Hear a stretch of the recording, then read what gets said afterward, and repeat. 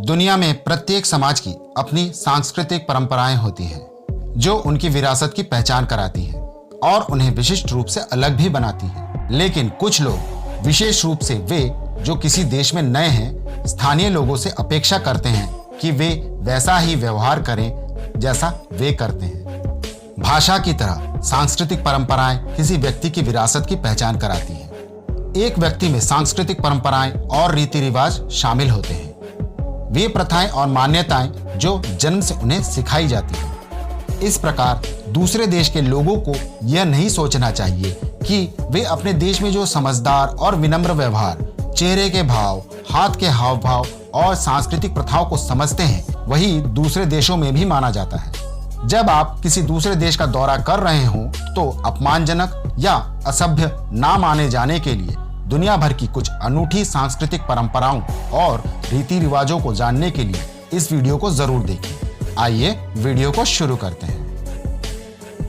Number 1, जब आप किसी रशियन को फूल दें तो सावधानी बरतें। यदि आप किसी रूसी को फूल देने की सोच रहे हैं तो जरा सावधानी बरतें। पीले रंग के फूल देने से बचें क्योंकि रशिया में वे रिश्ते के टूटने या छल को दर्शाते हैं। रशिया में लाल कार्नेशंस भी वर्जित हैं क्योंकि ये फूल सिर्फ युद्ध से जीवित लौटे योद्धाओं को और मृत व्यक्तियों के कब्र पर भेंट चढ़ाने के लिए होते हैं। नंबर 2, चीनी सहकर्मियों को तोहफा देते वक्त सावधानी बरतें। जैसा कि हम जानते हैं, चीनी सभ्यता विश्व की पुरानी सभ्यताओं में से एक है, इसलिए आपको यह समझना होगा कि उनकी सांस्कृतिक परंपराएं सदियों से विकसित हुई हैं और पीढ़ी दर पीढ़ी सौंपी भी गई हैं। अधिकांश चीनी अंधविश्वासी होते हैं और विभिन्न चीजों के अलग अलग मायने निकालते हैं। अपने चीनी दोस्तों को फूल भेंट करते समय सफेद रंग का उपयोग करने से बचें, जिसे वे भूत और मृत्यु से जोड़ते हैं। संयुक्त राज्य अमेरिका में सफेद फूल मासूमियत और पवित्रता का प्रतीक है। इसी तरह कांटेदार तनों वाले फूलों को भी देने से बचें। अन्य चीजें जो चीनियों के लिए अच्छे उपहार नहीं है, ऐसी और भी कई चीजें हैं जो चीनियों के लिए अच्छे उपहार के रूप में नहीं मानी जाती, जैसे घड़ी। चीन में इसका नाम शोंगजोंग है, जिसका अर्थ है घड़ी भेजना। शोंगजोंग को अंतिम संस्कार से जोड़कर देखा जाता है। इसका मतलब यह भी माना जाता है कि समय समाप्त हो रहा है या जीवन और संबंध समाप्त हो सकते हैं। रुमाल, चीन में यह विदाई अभिवादन जैसा लगता है। छाता, अपने चीनी मित्र या सहकर्मी को छाता देना किसी रिश्ते को खत्म करने का एक सूक्ष्म संकेत है। आप अपना छाता साझा कर सकते हैं, लेकिन आपको इसे अपने साथ वापस ले जाना होगा। उपहार जो 4 के सेट में आते हैं। संख्या 4 को चीन में मृत्यु से जोड़कर देखा जाता है। स्ट्रॉ सैंडल या जूते, इसका मतलब यह माना जाता है कि आप रिश्ते से अलग होना चाहते हैं। हरा टोपी, हरे रंग को अन्य लोग भाग्यशाली मानते हैं क्योंकि यह धन का रंग है। हालांकि चीनियों के लिए हरी टोपी का मतलब है कि पत्नी बेवफा हो रही है। नंबर 3, मिस्र में भोजन करते समय नमक न मांगे। कई संस्कृतियों में अपने भोजन में नमक लेने के लिए पूछना ठीक है, लेकिन अगर आप मिस्र में दोस्तों और सहकर्मियों के साथ भोजन कर रहे हैं तो ध्यान रखें कि नमक मांगने से बचें। इसे मेजबान के अपमान के रूप में लिया जाता है क्योंकि मिस्र के लोग इसका मतलब यह मानते हैं कि आपको परोसे जाने वाले भोजन के स्वाद से आप संतुष्ट नहीं हैं। नंबर 4, समय के पाबंद होने का सवाल। समय का पाबंद होना देश की संस्कृति पर निर्भर करता है। वेनेजुएला में रात के खाने के निमंत्रण के लिए लगभग 10 से 15 मिनट देरी से आना वास्तव में एक आदर्श है। वेनेजुएला के लोगों के लिए जल्दी पहुंचने का मतलब है कि वह व्यक्ति या तो अत्यधिक उत्सुक है या फिर लालची है। अमेरिकी, जर्मन, दक्षिण कोरियाई और जापानी समय की पाबंदी के पक्षधर हैं। मलेशिया में 5 मिनट की देरी जो 60 मिनट तक बढ़ सकती है स्वीकार्य है और आपको माफी मांगने की भी जरूरत नहीं है। मोरक्को में सही समय पर मिलना मायने नहीं रखता है। यहाँ आप 1 घंटे या पूरे दिन की देरी से भी आए तो किसी को नाराजगी नहीं होगी। चीन में 10 मिनट की देरी को वहाँ के लोग मान लेते हैं। वहीं मैक्सिकन और यूनानी आपको 30 मिनट की देरी के लिए भी कुछ नहीं कहेंगे। नंबर 5, नॉर्वे में अपने टेबल मैनर्स पर ध्यान दें। कुछ संस्कृतियों में हाथों से भोजन करना स्वीकार्य होता है, लेकिन नॉर्वे में आप भोजन करते समय चम्मच और कांटे का इस्तेमाल जरूर करें। इस देश में एक सैंडविच खाने के लिए भी यहाँ के लोग कांटे और चम्मच का उपयोग करते हैं।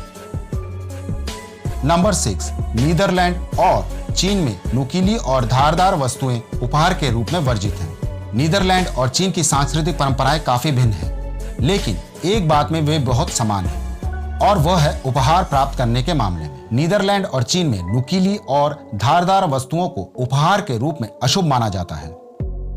नीदरलैंड में तेज और धारदार वस्तुओं को अशुभ उपहार माना जाता है, जबकि चीनियों के लिए इसका मतलब है कि आप उनके साथ संबंध तोड़ना या काटना चाहते हैं। नंबर 7, चीयर्स बोलें लेकिन ग्लास ना टकराएं। ड्रिंक साझा करते समय यह लगभग चलन में है कि चीयर्स बोलने के साथ साथ लोग अपने गिलास को भी टकराते हैं, लेकिन हंगरी में ऐसा नहीं किया जाता। 1849 में ऑस्ट्रिया के साथ युद्ध के दौरान हंगेरियन सेना गंभीर रूप से और बुरी तरह से हार गई थी और उन्होंने ऑस्ट्रियाई जनरलों को बियर पीकर और ग्लास को टकराकर इस अवसर के जश्न को मनाते हुए देखा था। तब हंगरी के लोगों ने शपथ ली थी कि वे 150 साल तक शराब पीने की प्रथा में अपने गिलास नहीं टकराएंगे। शपथ 1999 में समाप्त हुई, लेकिन हंगरी के अधिकांश लोग आज भी इस सांस्कृतिक परंपरा को जारी रखे हुए हैं। नंबर 8, बोलीविया में व्यापार पर चर्चा करने के लिए सही अवसर चुनें। यदि आप व्यवसाय पर चर्चा करने के लिए बोलीविया में हैं और आपका समय सीमित है, तो डिनर पार्टी या किसी सामाजिक अवसर के दौरान व्यापार पर चर्चा करना अशिष्टता माना जाता है। बोलीवियाई लोगों का मानना है कि रात्रि भोज व्यक्तिगत संबंधों को बेहतर बनाने के लिए होता है। यदि आपको किसी व्यावसायिक दोपहर या रात के खाने के लिए आमंत्रित किया जाता है, तो व्यापार के विषय को मेज पर ना लाएं, जब तक कि आपका बोलीवियाई मेजबान इसे लाने वाला पहला व्यक्ति ना हो। अन्यथा बस भोजन का स्वाद चखें और परिवार के बारे में बात करके अपने बोलीवियाई मेजबान के साथ बेहतर संबंधों को बढ़ावा दें। नंबर 9, दक्षिण कोरिया में अपने दोस्तों के नाम लिखने के लिए लाल स्याही का इस्तेमाल ना करें। जैसा कि हम जानते हैं, पेन की स्याही कई रंगों में पाई जाती है और कभी कभी रंगीन डूडल, चित्र और कुछ भी बनाने के लिए उनका उपयोग करना मजेदार होता है। कुछ लोगों को इससे कोई फर्क नहीं पड़ता कि आप उनका नाम लिखने के लिए किस स्याही के रंग का उपयोग कर रहे हैं, जब तक कि नाम की स्पेलिंग सही है। हालांकि दक्षिण कोरियाई लोगों के नाम लिखने के लिए आप लाल रंग को छोड़कर अन्य रंगों का उपयोग कर सकते हैं, क्योंकि उनके लिए लाल स्याही मृत्यु का प्रतीक है। नंबर 10, फिनलैंड में सौनाबाद की पेशकश। कई लोगों के लिए सौना जाना एक निजी बात है। सौनाबाद तनाव को दूर करने और आराम करने का एक अनुकूल तरीका है। फिन्स भी ऐसा ही सोचते हैं, लेकिन अगर आपका व्यावसायिक क्लाइंट या समकक्ष आपकी मीटिंग के बाद आपको सौना में आमंत्रित करता है, तो चिंतित ना हो। इसका मतलब है कि आपकी व्यावसायिक मीटिंग सफल हुई है। तो दोस्तों, आज के लिए बस इतना ही। अगर जानकारी पसंद आई हो तो इसे लाइक और शेयर जरूर करें और अगर चैनल पर नए हैं तो इसे सब्सक्राइब करना बिल्कुल ना भूलें। धन्यवाद।